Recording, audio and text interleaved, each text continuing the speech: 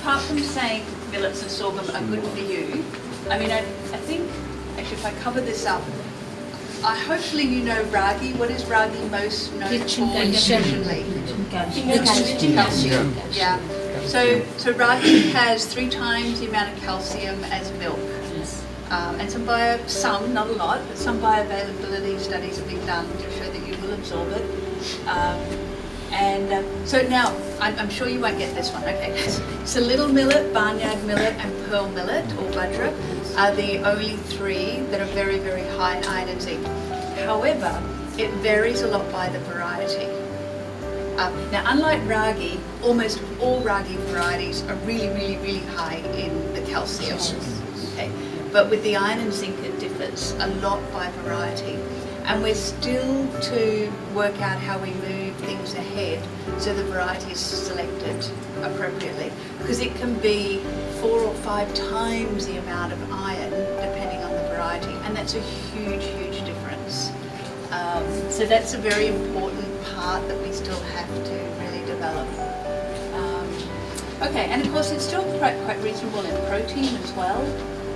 As there's a lot, and the dietary fibre as well. And you know, when we start looking at the processing, we need to process it differently for the different health needs as well, and use the right millets for the different health needs. So like high in fibre may not be great for a baby, but it's going to be great for an adult.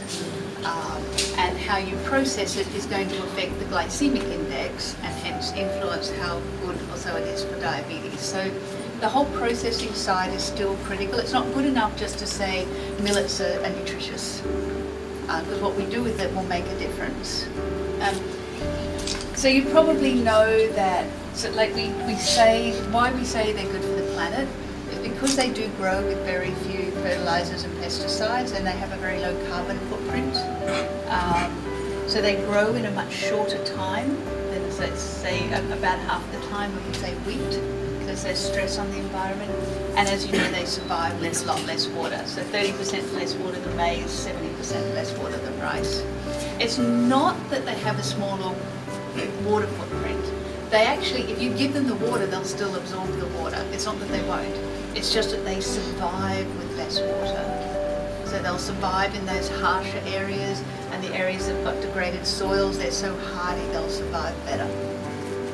And then we say good for the farmer because basically it survives in the hot climates as well as with less water. So, you know, we often say it's like the last crop standing in times of drought. So it's a risk management strategy for the farmer. And we say also because there's a potential to increase the yield a lot. Some of the big crops have had so much attention. Now it takes a lot more effort to increase their yield because they're closer to a yield plateau, whereas the millets are still, and sorghum, there's still a lot more potential. And then of course the multiple uses, the feed and fodder, as well as human food, biofuel and brewing. So there's some good new companies starting in India for brewing millet beer. But we always put a proviso. We say it's actually not necessarily better for the farmer unless we can develop that value chain, because the farmer still needs to grow where they get the best money. So we have to develop that value chain so it is more profitable